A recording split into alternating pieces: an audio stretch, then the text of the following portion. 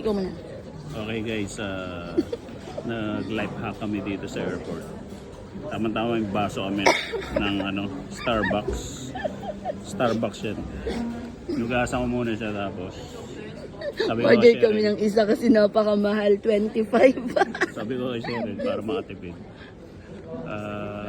Hingi ka ng tubig mainit.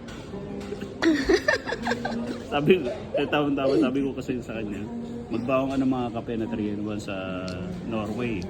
Kasi ang mahal ng kape doon. Kasi ang kape doon nakita ko, $8. So $8. Asan tinapay? Sobrang mahal. Tinapay na croissant, $15. So grabe ka mahal. So ngayon sabi ko sa kanya, magbaon ng kape. Tama-tama. Dala niya yung baso niya. Sabi ko, oo nga no, may kape tayo. So hingi ka lang ng tubig mainit. Tapos nakahingi ng tubig. Atipid kami ng 25 ba? Oo, di ba? Ganyan. Alright! Okay. Ganyan dapat. Mamaya na yan, Han. Ito muna. Yan, tipid-tipid pag may time.